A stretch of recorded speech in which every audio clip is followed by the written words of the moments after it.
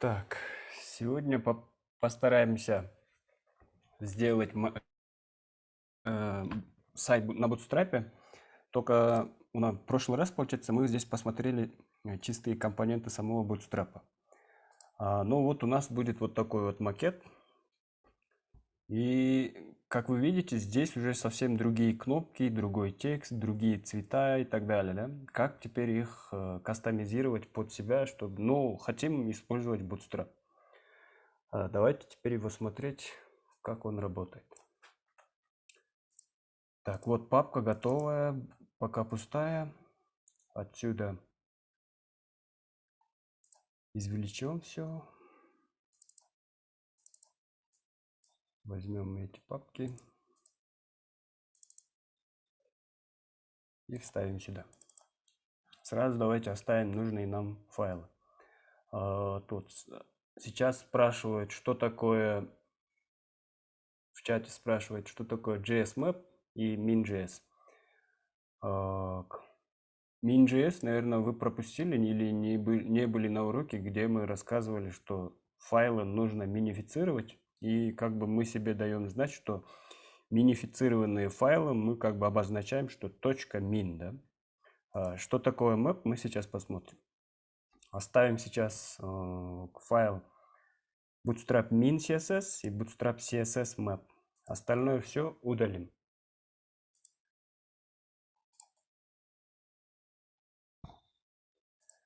В JavaScript тоже оставим bundle min, минифицированную, и min.js map. Остальное все удаляем.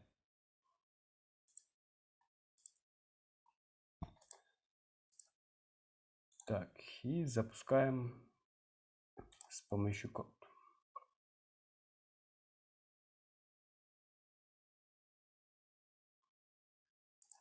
Создаем наш индекс HTML.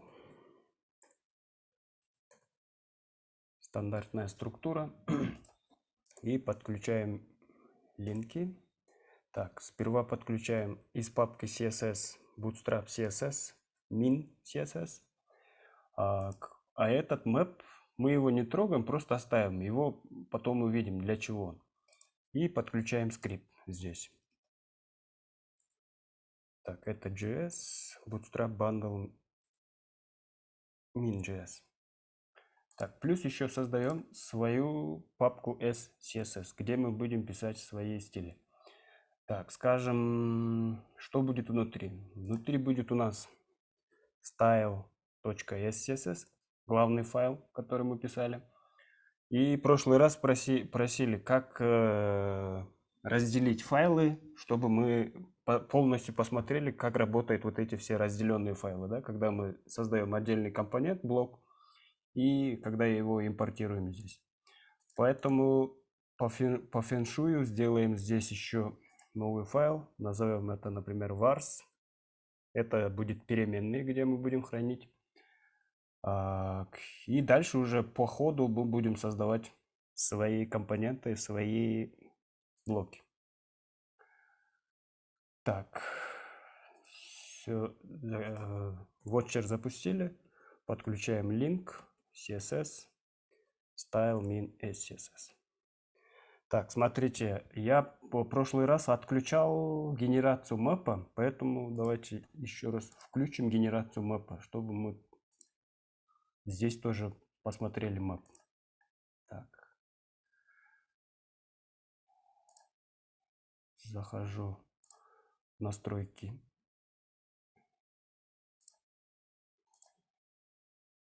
Так.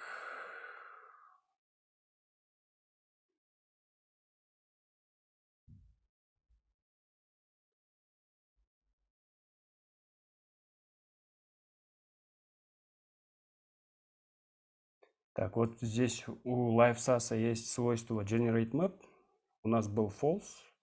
Включим генерацию карты. Сохраняемся. Идем сюда. И обратно запускаем Watcher. И здесь внутри нашей папки появляется еще один файл style min css map. Ну, как у Bootstrap. Да? У Bootstrap есть минифицированная версия, еще есть какая-то map. у нас тоже получается есть минифицированная версия и есть какой-то map. Точка map мы его не подключаем, он только нужен, когда мы будем отлаживать свой код и дальше будем уже его смотреть.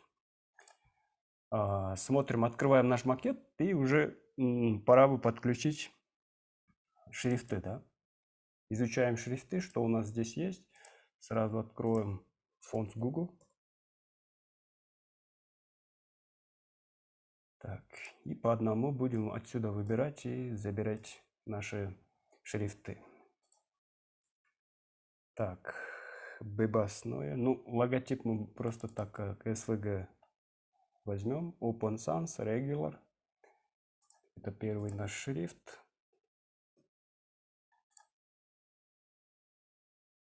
Так, Regular. Взяли. Так, здесь что у нас? Open Sans Light. Взяли. Здесь Lato самый жирный.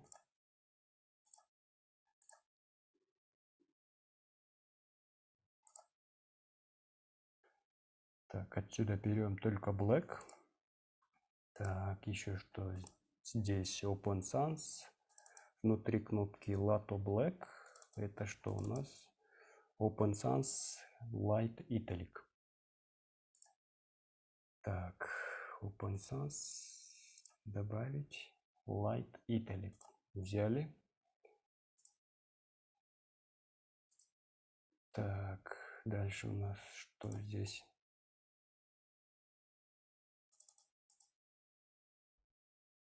Lato жирный. Lato Regular.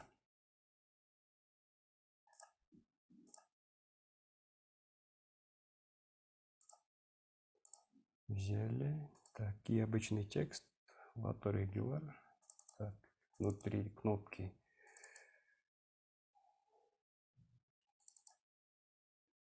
Open Sans жирный.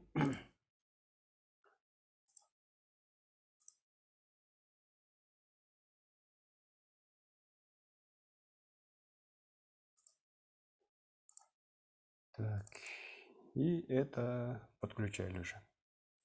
Есть. Отсюда забираем линки.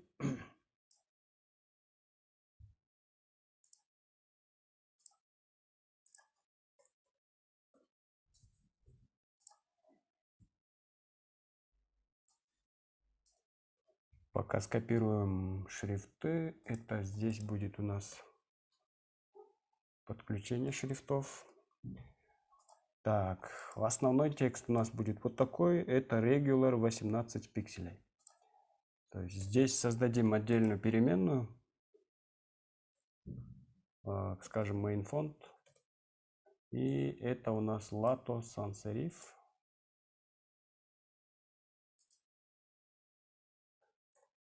Так. И давайте для второго шрифта сделаем secondary font. И это будет у нас Open Sans.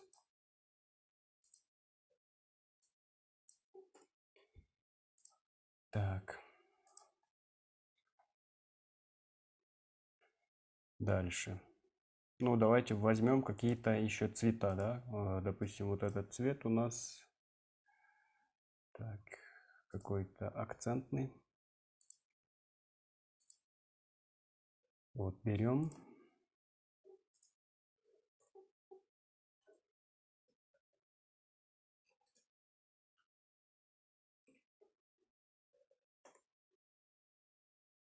Так, смотрим еще какие цвета есть.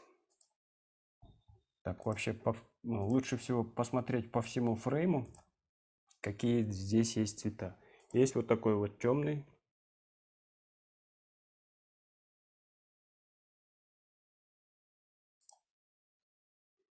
Это, например, назовем main. Так, ну просто давайте назовем dark, темный.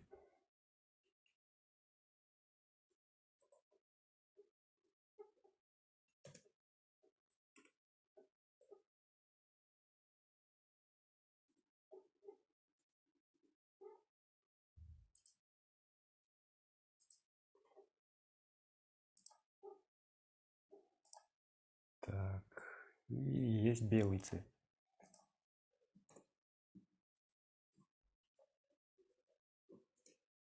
Это решетка FFF.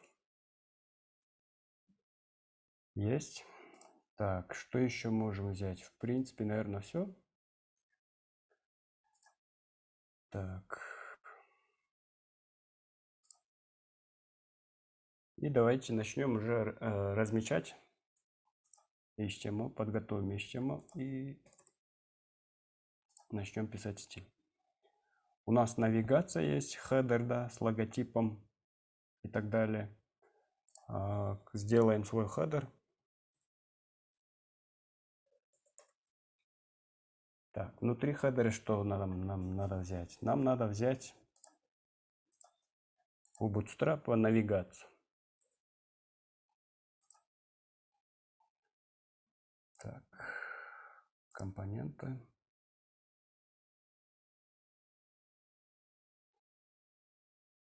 Navbar. Возьмем вот этот. Все лишнее оттуда потом выпилим. Так. Запустим теперь сайт уже. Вот такой у нас Navbar. Флюид нам не нужен. Есть. Дальше что у нас? Вот Navbar. Navbar. Вместо него у нас будет img. Скажем, у него будет класс header logo img. Так, отсюда вырезаем логотип. Так.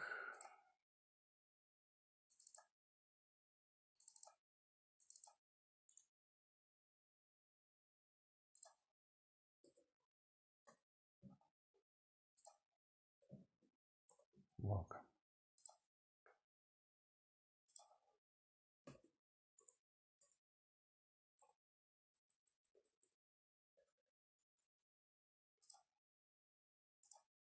Лого поставили. Так, дальше что у нас? Есть какая-то кнопка, есть еще какие-то стили, Navbar Light, BG Light. Если мы сейчас попробуем поинспектировать, почему сейчас у нас вот такой фон и вот эти цвета, да, то мы увидим, что, допустим, вот выбирая Nav, здесь есть, у него есть класс BG Light. Здесь справа смотрю, BG Light, какие классы у него, какие свойства у него записаны. Здесь есть, что у него opacity такой-то, background color, и из переменных Bootstrap мы видим, что используются какие-то переменные. Получается, вот эти классы, Navbar Light, BG Light, они как раз таки задают фон нашему Navbar. Поэтому давайте пока уберем вот этот BG Light отсюда. Посмотрим. Исчезло. Фон исчез. Дальше выясняем, за что отвечает этот Navbar Light. Navbar Light. Ну, вроде бы пока его здесь не видно. Давайте его тоже уберем.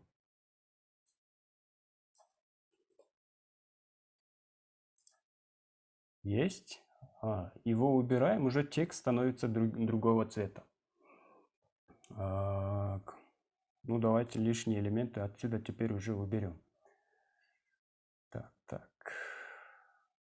Тогл нам не нужен, но дроп-даун список, да, можем его убрать. В принципе, он не нужен. Этот disable тоже он нам не нужен. Выбираем. Так, и форма поиска тоже не нужна нам. Ну, по макету у нас нет поиска, да? Так, смотрим. Вот у нас две ссылки.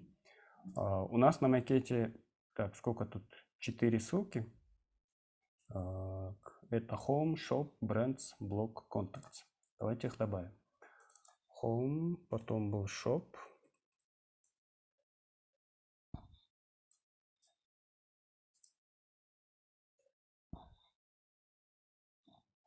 Так, следующий у нас brands.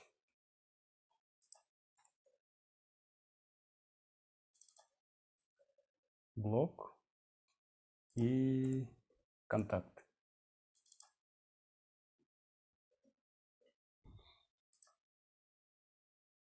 Все добавили.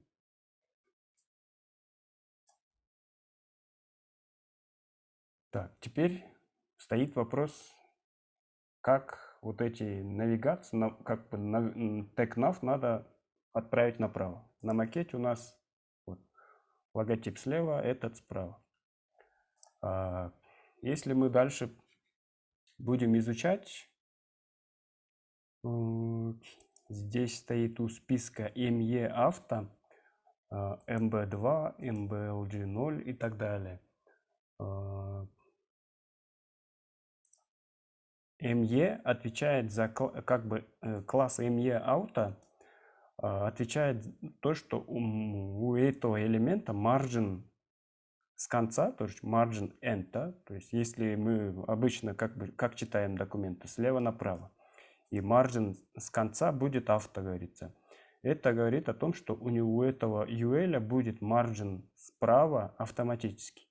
Если я сейчас возьму и пропишу другой класс Bootstrap, вместо E я напишу, скажем, MS, margin start, наоборот слева. И этот элемент уходит на правый край. Так, что еще нам нужно? Ну, в принципе, все ушло куда надо. Так. Давайте теперь потестим мобильность. Мы делаем ресайзинг, но у нас кнопка почему-то исчезла.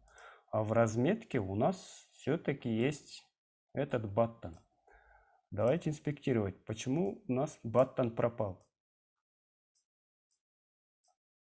Открываем nav. Так, вот видим баттон. Видим баттон, и у него другие как раз таки классы, которые работают только на navbar light, да, под navbar лайтом. Поэтому мы не хотим именно использовать бутстрапповский вот этот тоглер, а мы возьмем совсем другой, например, другую иконку. Я открываю какой-нибудь сайт.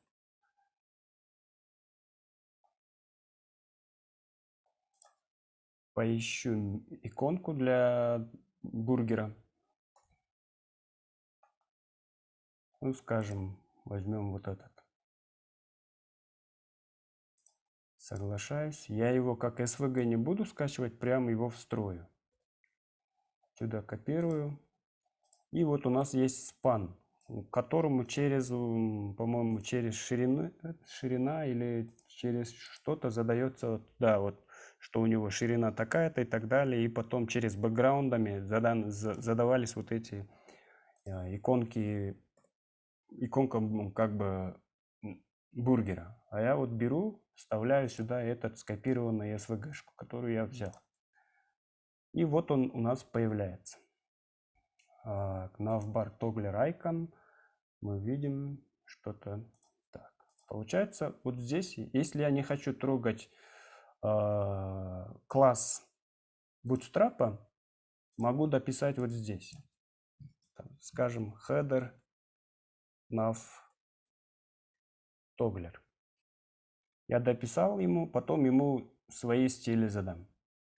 Ну, вроде бы пока все ровно.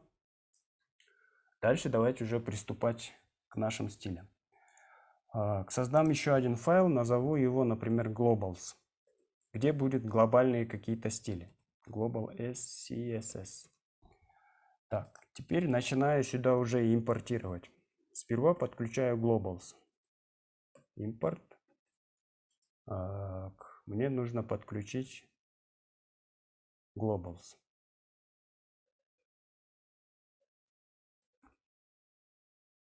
Иду в globals.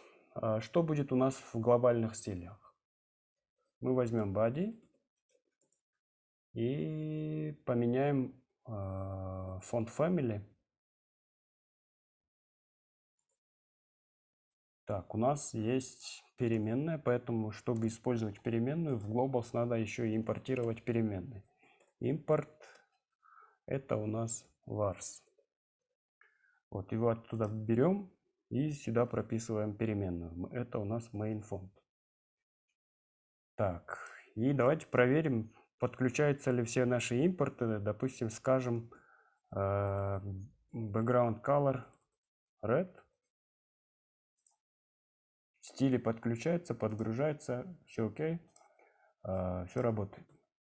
Дальше мы видели, что в макете основной какой-то абзацные какие-то тексты будут шрифтом Lato 18 пикселей и так далее. Так, давайте мы еще раз посмотрим. Да, у нас main font Lato. Получается, мы поставим font size 18 пикселей. И желательно бы прописать такой основной текст, цвет текста. Можем взять этот или какой-нибудь часто встречающийся цвет. Так, смотрим здесь 333. А простой текст у нас 9А, 9А. Ну, давайте этот возьмем. В принципе, так. Давайте напишем просто, что color будет. Так, какая там у нас переменная? Это у нас dark.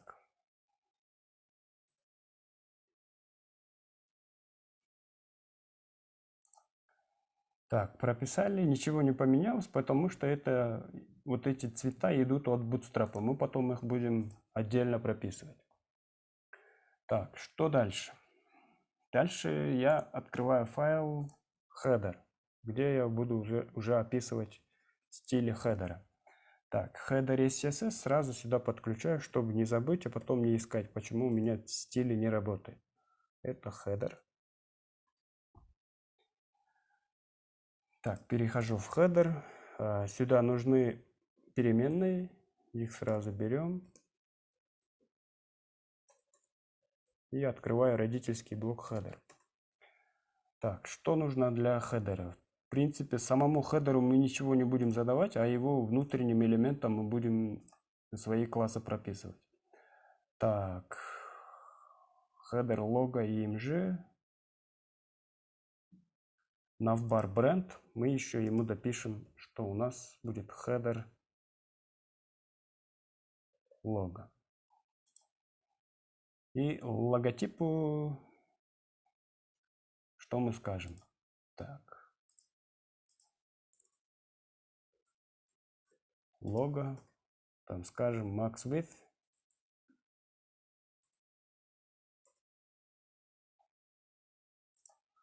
Давайте посмотрим здесь, сколько мы можем ему задать. Там, ну, с запасом, наверное, вот так возьмем. Максимум 255 пикселей мы логотипу отдадим. Max width 255 пикселей.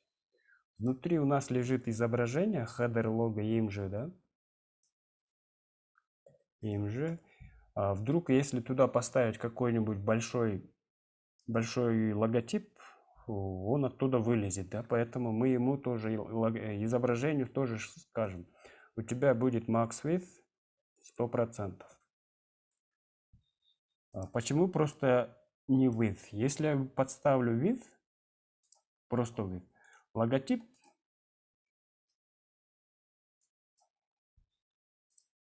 так, и это у нас получается display inline элемент, ссылка получается, лого тогда сделаем display inline блок, чтобы он воспринимал размеры. Так, и ему мы прописали max width 255 пикселей. Если я сейчас ему задам просто ширина будет 250 пикселей, видите, изображение начнет полностью тоже растягиваться под родителя. И поэтому я здесь ограничиваю максимально, что логотип, его контейнер будет 250 пикселей, а ему, например, задам просто max width 100%. И смотрите сейчас, я беру и у header лога меняю значение на width 255 пикселей, а логотип не становится таким большим. Сейчас у нас navbar бренд или header лого 255 ровно размером. но изображение не тянется на всю, как бы он не становится на всю, да. Если я вот здесь прописал бы просто width, его бы вот так разнесло. Поэтому вот так прописываем. Здесь обновляемся, логотип, ровно все как становится. Так, ну, хедеру, мне кажется, мы все-таки допишем какие-то классы, скажем, нужно прописать, что у него сверху и снизу будет 16 пикселей паддинга. Хедер, прописываем паддинг, сверху и снизу 16, а здесь 0.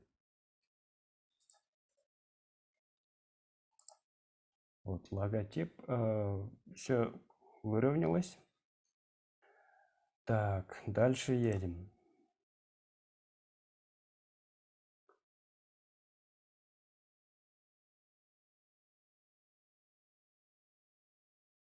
Так, мне кажется, уже в принципе все, наверное. Так, только теперь вот этими займемся вот этими элементами. Так, им мы никаких классов не задавали, чтобы менять какие-то цвета, да? Смотрим сейчас у нас на сайте чисто бутстраповские стили. Мы вообще что мы можем сделать, чтобы переопределить классы Bootstrap? Мы его изучаем и видим, что, например, Navlink, да, у него есть Navlink, и видим, что вот здесь ему задается color. Дальше давайте смотреть, где прописан этот класс. Navlink, Bootstrap, Min, CSS, там какая-то строчка. Я сюда навигируюсь, включу вот такой режим и вижу, что вот так это все прописано. Так, и дальше смотрите, у меня в инспекторе появилась папка SCSS. И здесь тоже появились все вот эти мои SCSS файлы. Хотя, как бы по умолчанию, браузер не знает, что такое SCSS. Он не может применять вот эти SCSS правила, да?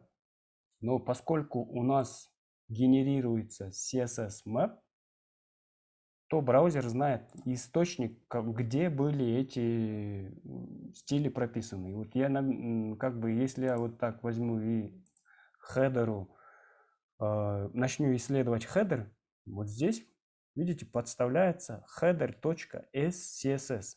А на самом деле на мою страницу-то я не подключаю никакого SCSS файла, я подключаю только просто CSS, да? А откуда браузер узнает, что мои паддинги хедеру заданы вот именно в файле header SCSS? Браузер как раз таки узнает то, что прописано, то есть где именно это правило было прописано, именно как бы через map. Вот здесь map прописываются какие-то штуки, которые прописывают как бы браузеру, откуда брать вот эти стили, да, где они были, вот, чисто исходный код, где был прописан. И вот таким образом, получается, мы можем узнавать, дебажить свой код. Иначе я бы не нашел бы, где был прописан этот хедер, да? Мне бы пришлось бы искать и сделать здесь. А когда мы подключаем map, мы, получается, можем быстренько найти как бы источник файла. Видите, я нажимаю на этот файл, у меня открывается header.scss. И я вижу здесь то, что я прописывал. Вот для этого как раз таки нужны мэпы. И map в JavaScript тоже, вот, да, JS-файле, тоже min.js, это делает то же самое. То есть, если мы где-то в JavaScript прописали какую-то функцию, потом, чтобы легко найти, когда мы отлаживаем код, мы можем вот для JavaScript тоже генерировать map. Вот. Надеюсь, я ответил на вопрос. Так, едем дальше. Так, теперь получается, что я могу сделать? Я могу вообще взять, чтобы переопределить вот эти цвета Navlink. Я вот так могу взять, открыть хедер, и получается, у меня есть хедер, внутри лежит класс navLength, да? И пропишу ему color, что у него будет yellow. И вот он так переопределился. Но я так не люблю делать. Ну, это получается чистый сам класс Bootstrap. Ну, зачем трогать Bootstrap? У нас мы можем дописать свой класс. Ну, хотя так, конечно, так тоже можно, но я не любитель так смешивать свои классы потом с классами Bootstrap.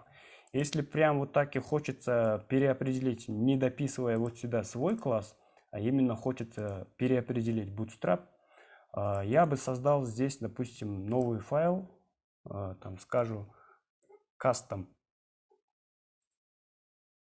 там что-нибудь такое, или custom bootstrap и так далее, да, и потом бы здесь бы описывал бы там, что у меня есть navlink, и задал бы здесь, например, color red, а потом этот файл бы сюда бы импортнул бы. Импорт, так, это у нас custom. Так, импортнули.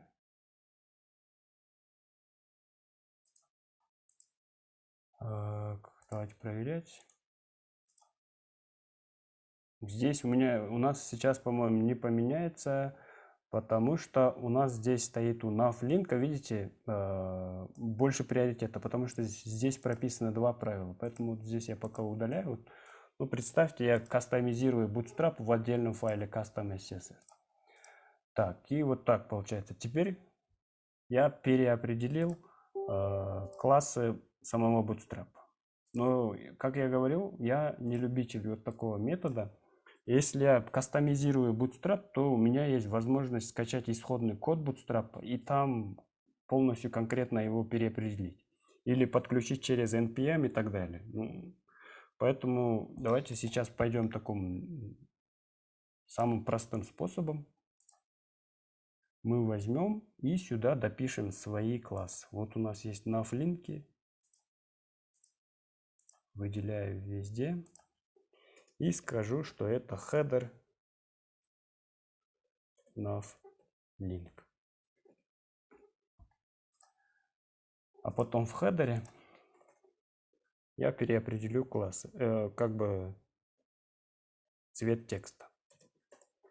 И color там, какой там у нас?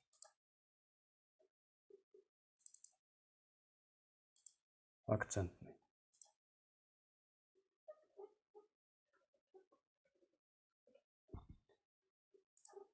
Вот, теперь наши классы прописались. Наш цвет прописался. Видим, отключаю, остается Bootstrap. Вот, ну здесь еще расстояния не хватает, да, по нашему макету у нас от одного элемента до второго элемента где-то 53, ну, грубо скажем, 50 расстояний. Что мы можем сделать? У нас есть айтемы, давайте поинспектируем айтемы, что у них здесь есть. У них нет ничего такого, у ссылок видим, есть какой-то паддинг. Ну, пускай бутстраповский паддинг остается, скажем. Потом мы эти 8 пиксельные сверху и снизу, справа, сверху, снизу, справа, слева чуть-чуть компенсируем. А мы теперь вот здесь допишем свои классы. Айтемом мы допишем свои классы.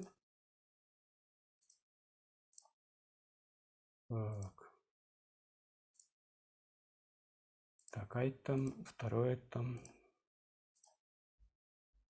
Так, и скажем, что у нас, например, header nav item. Так, а в хедере мы здесь допишем. Так, это у нас nav item. Nav item, наверное, мы зададим не вот так, а через плюсы. Плюс nav item. Давайте просто попробуем написать margin слева, там, как на макете 53 пикселя. Если не так будет. Так. чересчур много стало, да? Вот как раз таки эти 8 пикселей надо компенсировать, ну, скажем, там 40 пикселей. Вот. Теперь вроде бы все как бы стало. Вот. Теперь остается вот вопрос с этим, с иконкой. Как бы я его сделал? Там, я возьму button, посмотрим его стили. У него есть какой-то box shadow, хотя его и в принципе не видно. Так, вот. Background color. Если мы отключим, мы видим, да, сейчас логотип, как бы иконка не совсем по центру отцентрирован и так далее. Давайте напишем свой класс для баттона. Или мы описывали еще ему? Нет, еще мы ему не задавали класса, поэтому зададим ему класс пока там header nav, например, toggler.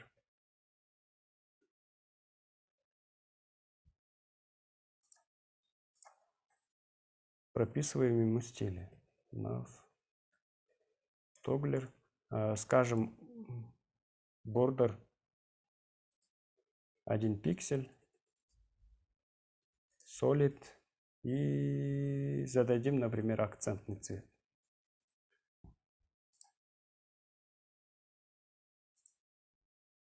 Так.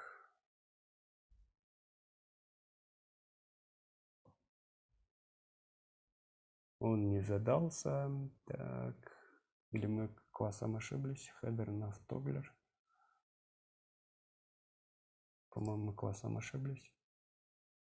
Да.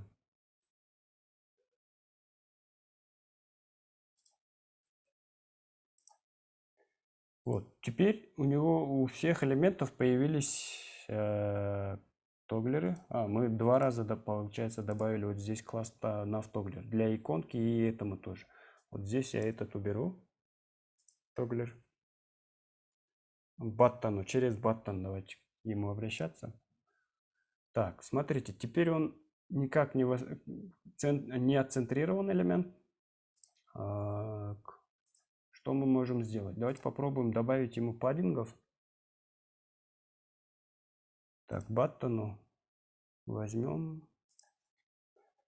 Скажем, у него будет паддинг 5 пикселей сверху и снизу, а по бокам, скажем, 8 пикселей.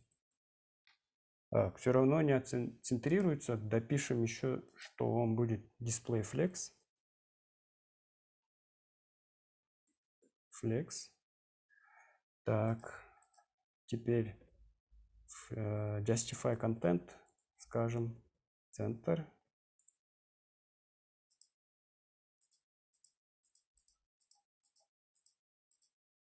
Так, align items, тоже центр.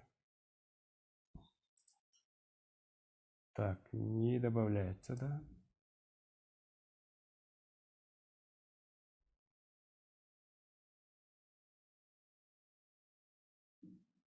Так, flex.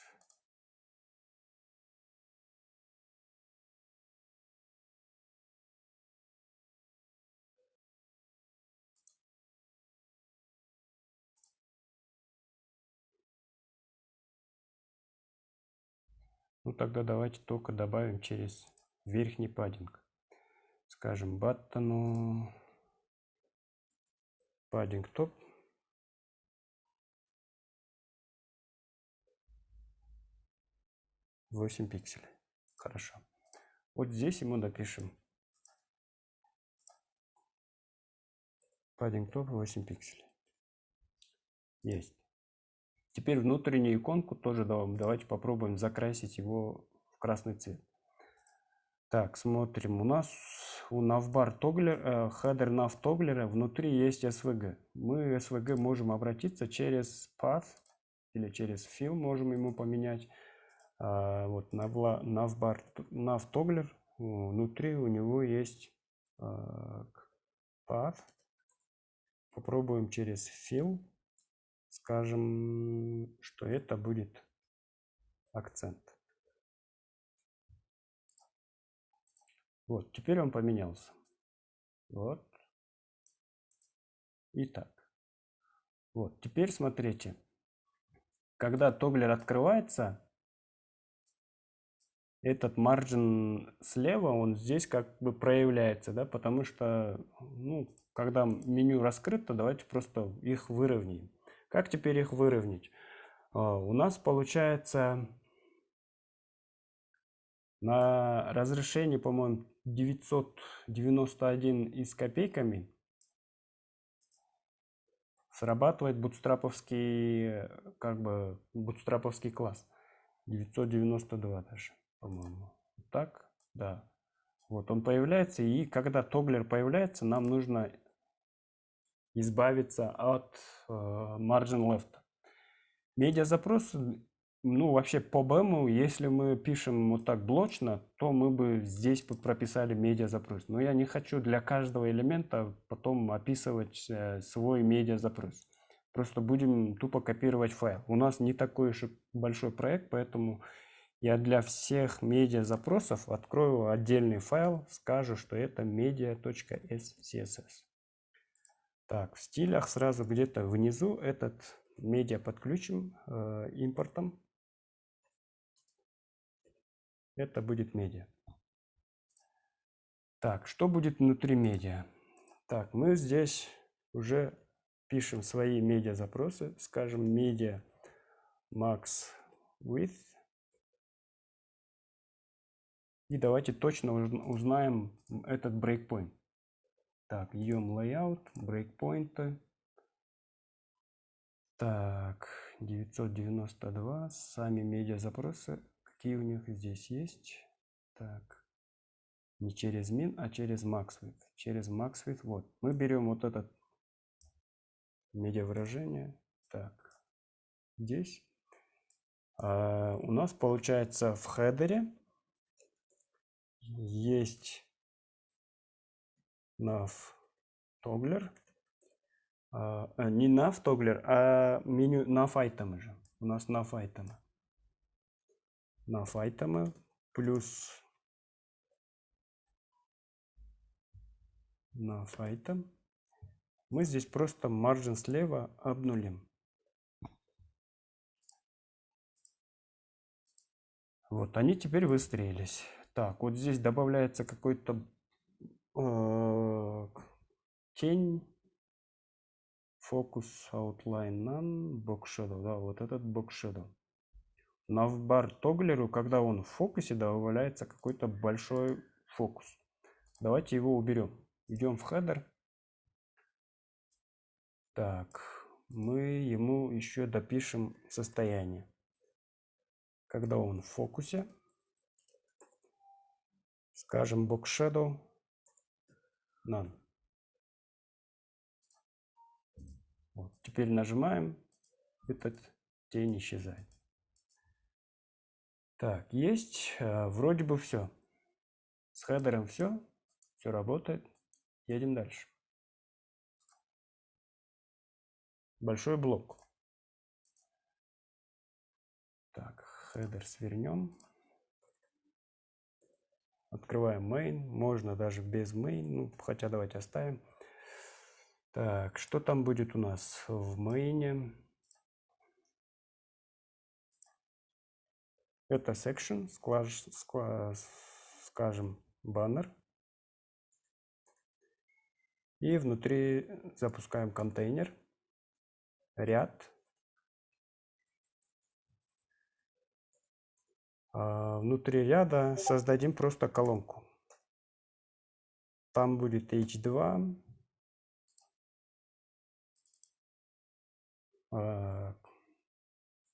Какой из них главный заголовок? Этот или этот? Я думаю, вот самое первое. Spring Summer Collection. Ну, как бы баннер говорит, да? Там, весенняя, летняя коллекция. А то, что скидки, это как бы просто, ну, как бы дополнительный текст, да? А на самом деле баннер говорит о том, у него как бы тема, что летняя какая-то коллекция одежды. А скидки это скидки, да? Ну, хотя здесь, конечно, спорно, какой из них. Вот, ну вот третий текст это точно не какой-то заголовок. А вот можно поспорить, что либо это заголовок, либо это. Ну, в принципе, потом мы можем это все поменять. Давайте пока просто возьмем. Я хочу сделать вот H2, вот этот текст. Так, что мы сделаем? H2 зададим, что это будет класс banner title. Потом будет абзац с текстом скидки. Так, и у нас там есть третий текст.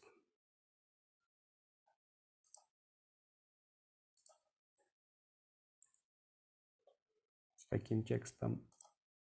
Так. И есть ссылка, да? Сюда уже будем использовать Bootstrap класс btn, но мы его будем переопределять, добавим свой класс banner btn. btn тоже мы потом глобально его возьмем и переопределим. Заглушку поставили. Так, дальше. У баннера есть фон. Давайте его вырежем. Если мы начнем его инспектировать, то увидим, что у него есть какой-то оверлей, потом изображение и обрезающая маска. Если мы сейчас отключим оверлей, то видим, у нас изображение совсем другое. Я мог бы вот так, если бы пристально бы не изучал бы вот изображение баннера, я бы, наверное, упустил бы вот этот оверлей и изображение скачал бы совсем вот этим оверлеем. Оверлей получается, смотрите, практически у всех изображений есть какой-то оверлей.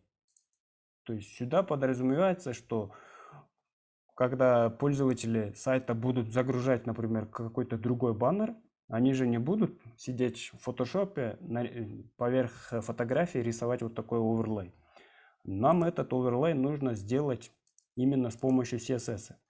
В данном случае, если в баннере появится какой-то другой фон, то если мы не поставим оверлей, то изображение вот так в своем качестве подставится, да? Поэтому мы оверлей тоже должны сделать с помощью CSS. Поэтому мы возьмем вот это изображение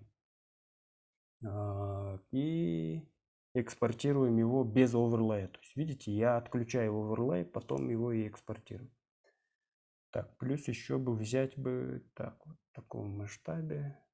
Это JPEG.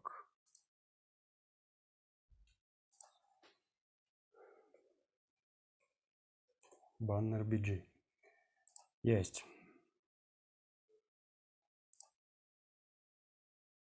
И давайте теперь уже стилизовать. Так, смотрим здесь. У баннера есть какой-то минимальный размер, да? Вот, 544. Создаем здесь баннер.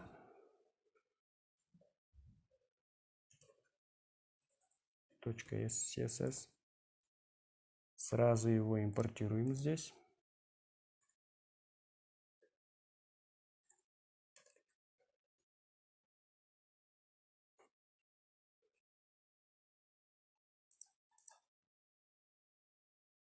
Так, здесь нужны переменные. И начинаем сам баннер. Так, min height у него 544 пикселя. Так, что еще можно задать? Замеряем быстренько паддинги. Так.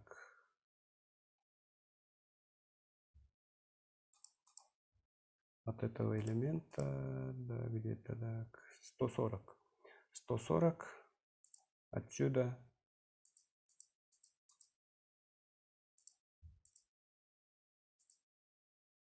89. Паддинг топ 140. Паддинг потом 89 пикселей. Так, сразу зададим ему уже изображение. Там еще текст полностью везде центрируется по центру. Поэтому сразу баннеру пропишем это свойство. Белый цвет. Так, текст transform uppercase. Как мы видим на макете, весь текст полностью в uppercase. Так, задаем уже изображение, выходим из папки. Это у нас EMG, баннер BG. Вот, баннер появился. Так, ну мы должны отключить background repeat, no repeat. Что еще? Background position center с обеих сторон. И background size cover. Есть. Что теперь сделаем? Так, давайте текст оформим. Так, возьмем отсюда стили.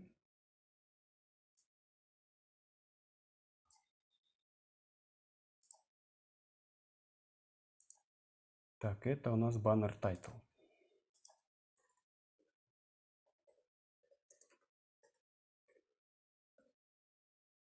Font family у нас secondary font. Font style normal, font weight 300, 30 пикселей, letter spacing.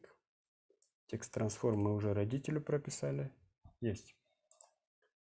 Так. Дальше. Следующие стили.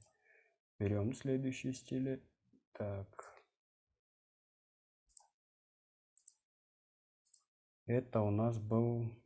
Так, у него нету класса. Давайте зададим ему класс.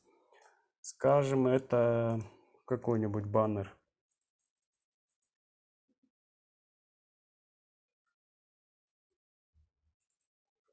Info. Этому тоже зададим класс. Баннер info, например, secondary. Следующий. Так, вот.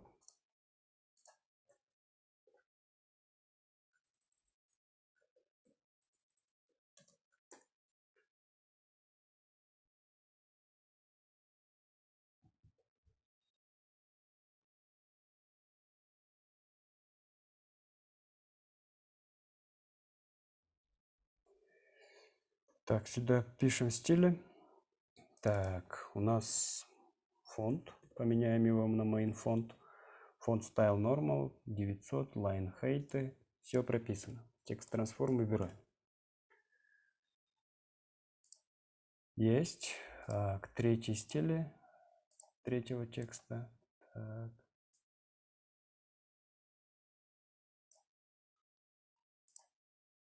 Это у нас баннер info secondary.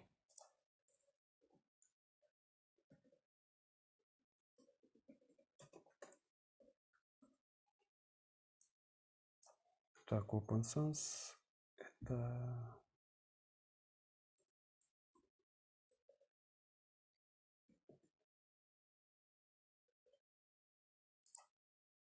Вот они задались. Теперь надо прописать отступы. 45, отсюда 45 и отсюда 45. Получается, вот у нас тег H1, да?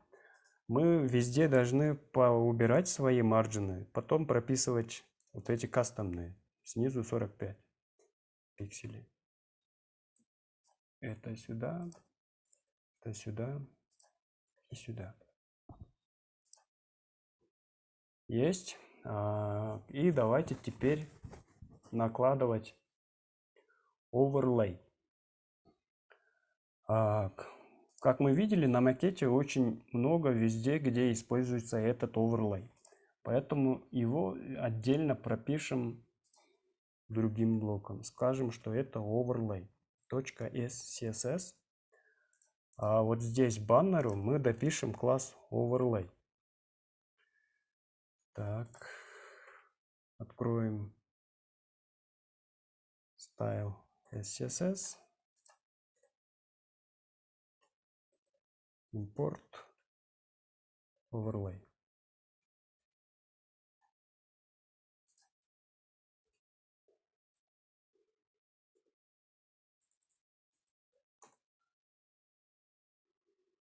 Здесь, думаю, понадобятся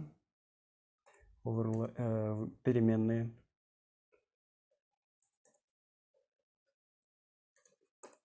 Что будет у нас в оверлее? Смотрите, так, оверлей, он должен быть полностью покрыт. То есть мы будем делать это псевдоэлементом, то есть вот у нас есть баннер, да, получается. Мы должны сделать какой-нибудь псевдоэлемент после там before или after, который будет на всю ширину своего блока. То есть если мы баннеру прописываем оверлей, то псевдоэлемент должен быть вот такой ширины, вот такой высоты, как вот здесь. И потом наложим на него цвет. Поэтому вот оверлею добавим класс, например, псевдоэлемент after с position absolute. Потом он должен быть сверху, топ 0. Скажем, слева 0. Ширина будет 100%, как свой родитель. Высота тоже будет на 100%. Отрисовать надо с помощью контента. Так, и background color.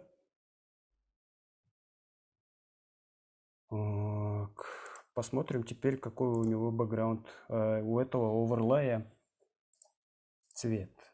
Включаем и видим вот такой вот цвет. Берем.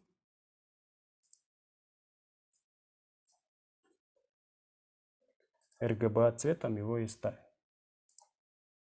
Вот он, оверлей появился. Что мы теперь сделаем? Так. Видите, да, он сверху появился, а текст не проявился. Поэтому мы родителю оверлею зададим position relative и ему поставим z-индекс 1, а псевдоэлементу напишем, что у него будет z-индекс -1. То есть по слоям он будет ниже, чем свой родитель. И вот он будет вот такой вот оверлей. Так, есть. Едем дальше.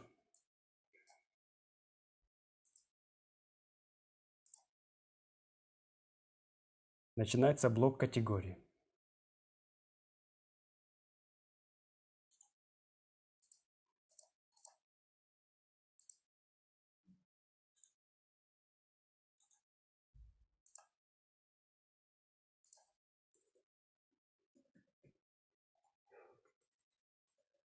Это будет section с классом categories.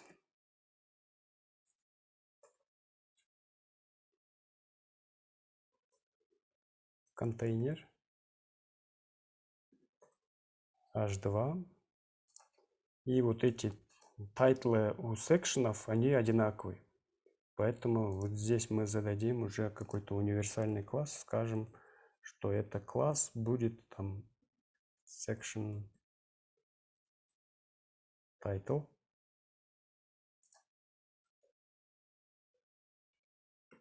Categories. После него запускаем row. И здесь там две колонки получается. На мобильных 12 будет их, начиная со средних, column-d.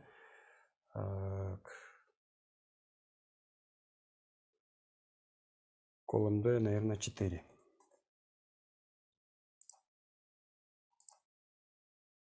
Вот. Чтобы их было 12 штук.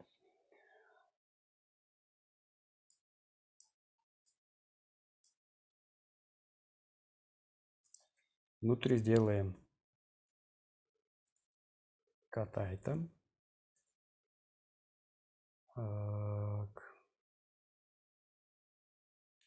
h3 с классом, например, cut item title и там man.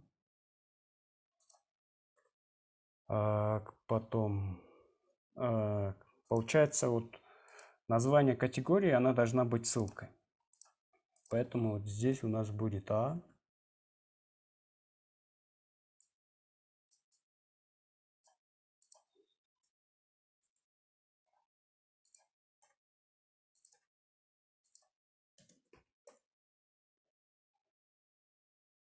Так. Класс CatLink. Что еще? Так, фоновое изображение. Мы его сделаем бэкграундом. И у каждой категории свое изображение. Поэтому нам нужны свои какие-то уникальные классы. Вот CatItem мы им пропишем, что это CatItem через модификатор, что это будет man. Сюда нужен overlay.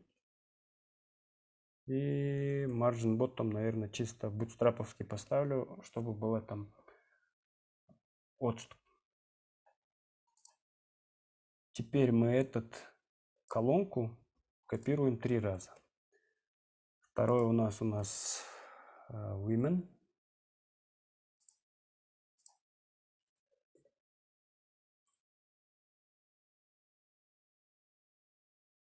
Так.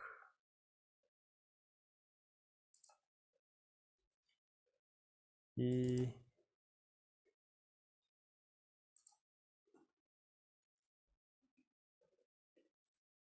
аксессуары.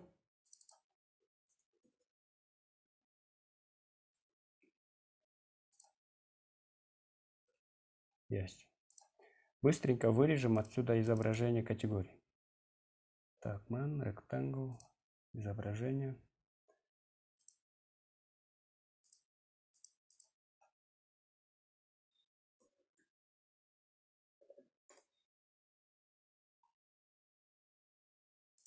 Так.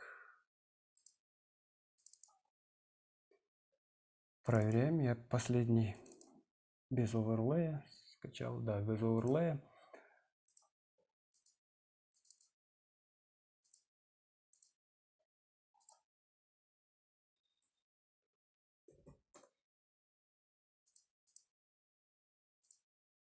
Третье изображение.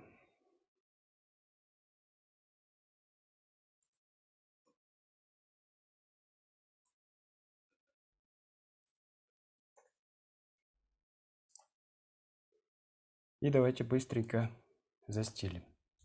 Создаем новый файл, назовем его categories.scss. Нам нужно это импортировать. Style SCSS.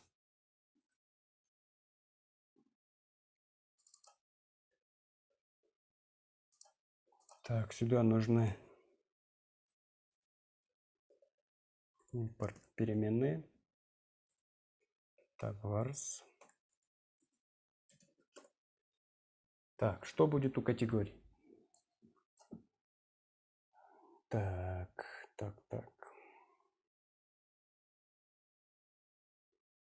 Зададим паддинги. Вот.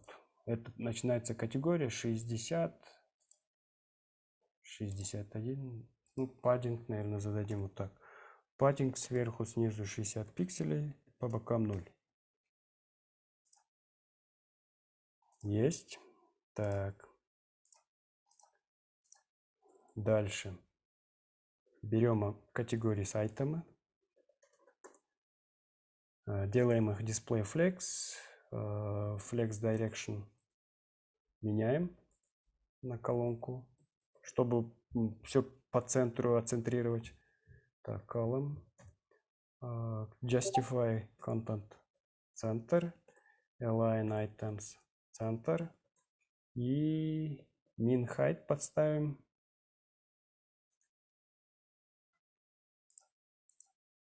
$419. Background image.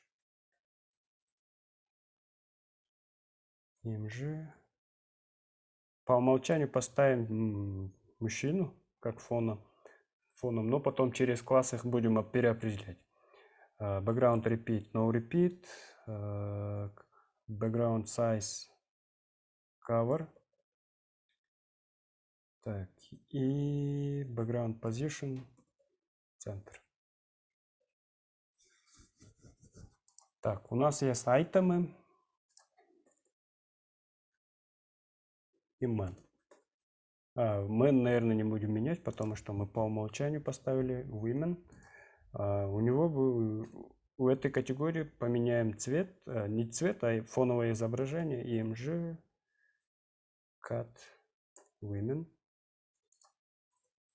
Потом у нас есть accessories. Там тоже меняем background image.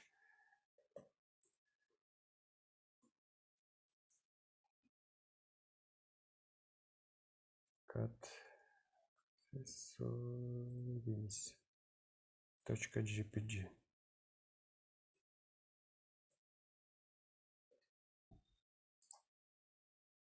Есть. Оверлей сразу, видите, они добавились. Потому что мы оверлей один раз прописали. Вот, да, айтемы. Если я здесь отключу класс overlay, вот, у изображения исчезает overlay. Так, дальше стилем чисто вот эти текстовые параметры. Мы брали section title, SCSS, style, CSS.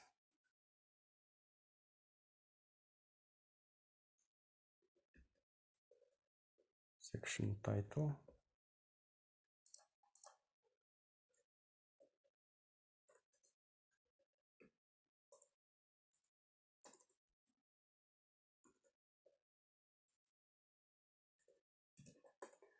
И давайте быстренько пропишем текстовые стили section title.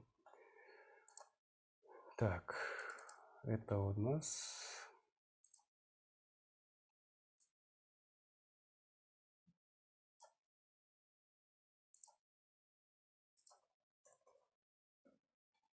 Это у нас secondary font.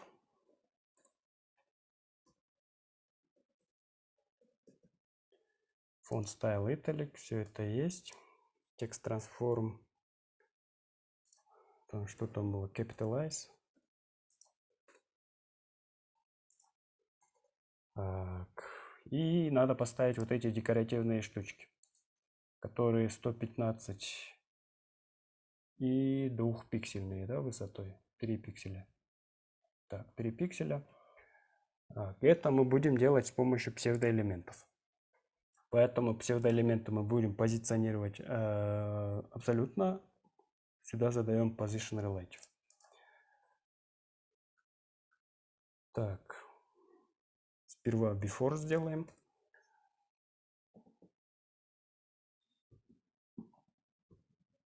Position абсолют. Сверху должен вот так. Слева на 50%. Но это будет не полная середина, поэтому transform.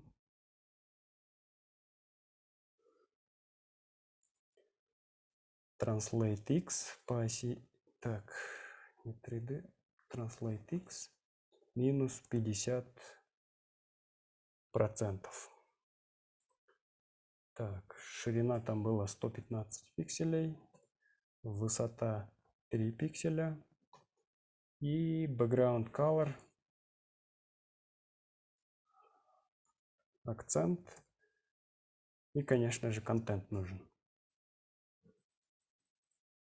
Контент пустой. Вот он появился. Так, что сделать? Мы родителю вот этому кату напишем, давайте текст центр. Вот. Надо добавить паддингов. Замерим паддинги. Отсюда до сюда где-то 28, 28, 29. Section title. Паддинг. Сверху 28 пикселей. 0. Снизу 29 пикселей. Так, сразу зададим марджины. Вот. От этого элемента вниз 59. Ну, давайте сделаем margin bottom. Или вообще margin напишем, чтобы обнулить со всех сторон. 0, 0, 60 пикселей. И так 0. Так, есть.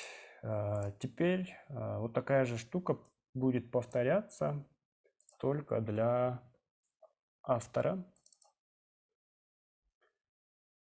Так, только здесь будет не топ, а bottom.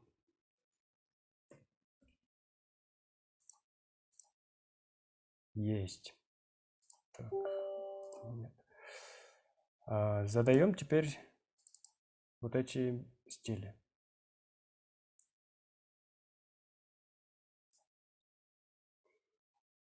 Так, это у нас было cat item title.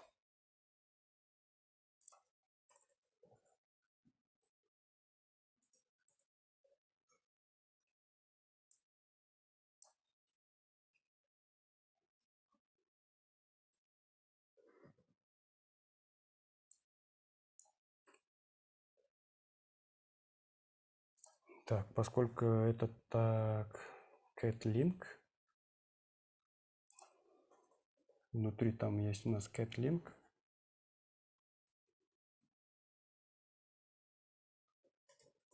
Мы должны ему задать color. Так, у нас там light. Так, text transform. None. Получается, это мы возьмем тогда.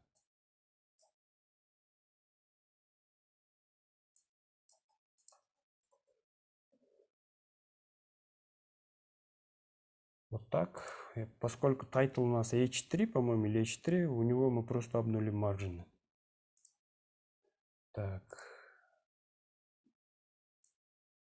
Text transform none. Text decoration none. Нет, text transform наоборот. Text decoration none. Вот они теперь такие. Ну, hover потом поменяете, хорошо?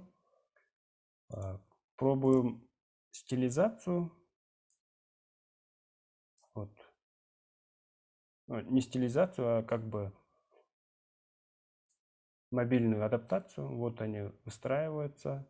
На больших экранах их 3 и так далее.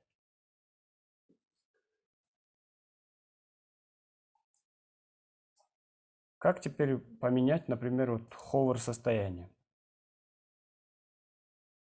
Просто инспектируем ссылку, да? Вот. Здесь включаем hover и видим, что у него вот такой вот бутстраповский цвет стоит. У нас это на cat link, поэтому мы ему допишем, что при ховере там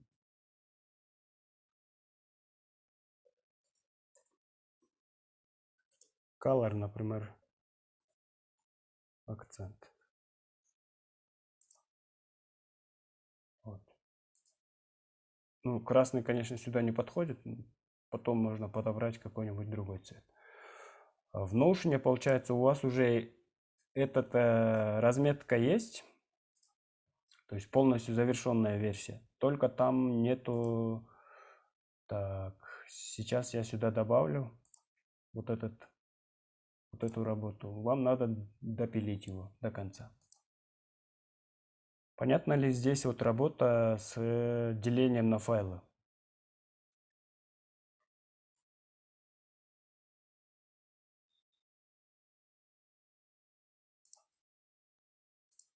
Так, я это архивирую.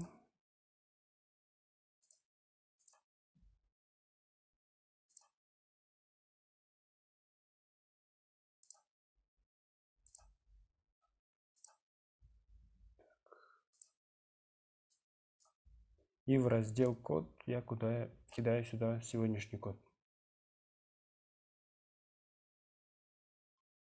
Вам остается вот так примерно до конца достилизовать блоки. Видите, да, в основном пользуемся какими-то бутстраповскими классами, где у нас чисто какое-то уникальное, дописываем свой класс и меняем.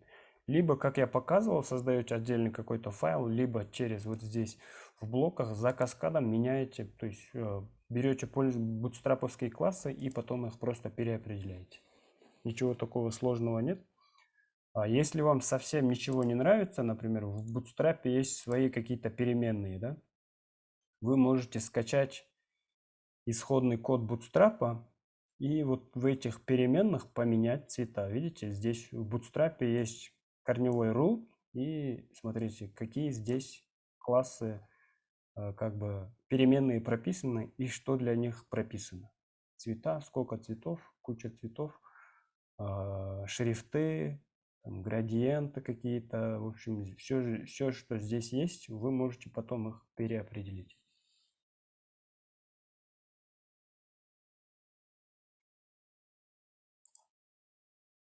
Так, Черкнай, в каком блоке вы имели в виду 3 деления? Header, main, footer. Ну, здесь, конечно, видите, здесь блоки разные. Вот здесь, например, блок категории. Здесь блок выводится. Соответственно, надо делить их как-то по-другому. Если я возьму header, main, вот это все будет main, будет сложнее его стилизовать. Здесь, смотрите, вот эти блоки тоже делите, смотря как по смыслу, да. Вот возьмите, если вы сделаете main большой, у вас внутри main будет каша, да. А когда у вас отдельные секшены, ну на самом деле это же section с блогом, section с категориями, там, баннер какой-нибудь, это все разделы, какие-то логические завершенные разделы. Так, Индира спрашивает, style CSS не нужно импортировать переменные? А зачем сюда? Я здесь не пишу никакие стили. Здесь вот эти переменные не используются. Style CSS только для того, чтобы сюда собирать вот эти разные секшены. Для следующего раздела использовать ли Card Bootstrap? Можете использовать, да, попробуйте использовать. Потом попробуйте переопределить стили бутстраповские с карточки. То есть здесь фантазия, видите, сколько, чем больше вы работаете бутстрапом, у вас уже будут такой некие наводки, да, что вот здесь что-то похоже на бутстраповские карты. Пробуйте его, потом стилите его. И так далее, и так далее. Надо просто не спеша сесть, попробовать все вот эти компоненты Bootstrap. И тогда у вас, ну, даже если вы не будете пользоваться ими, хотя бы посмотрите, что предлагает Bootstrap. Хотите вот такие кнопки, пожалуйста. Хотите вот такие бэджики, да, вот будет какой-то текст рядом с бэджик. Вот, пользуемся ими. Хлебные крошки. Смотрите, какие хлебные крошки предлагает. Дедлайн задания до понедельника. До понедельника. Во вторник мы уже начинаем JavaScript. Вот. На этом, можно сказать, мы почти завершаем курс верстки. И на следующей неделе мы уже будем заниматься JavaScript. Азамат спрашивает, перед ховер ставится двойной провел, а иногда два. Перед ховером надо ставить только одинарные.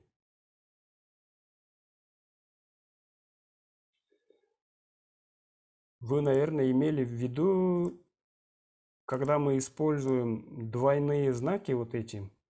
Так, давайте я включу. Где мы применяли?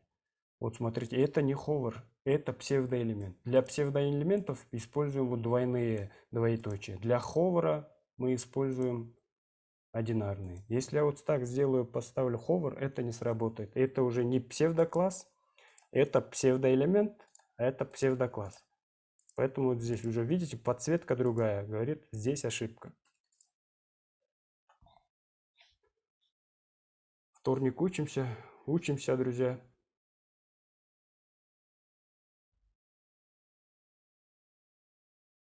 Есть.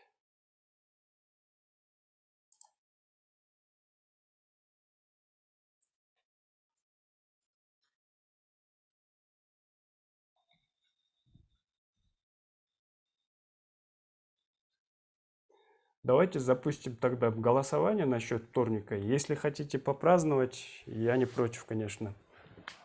Можем отложить, тогда JavaScript начинаем в четверг.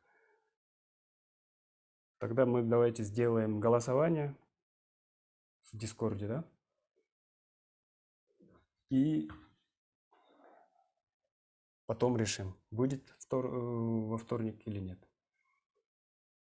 Так, Туратагай здесь? Вы здесь, Туратагай? Вы уже съездили?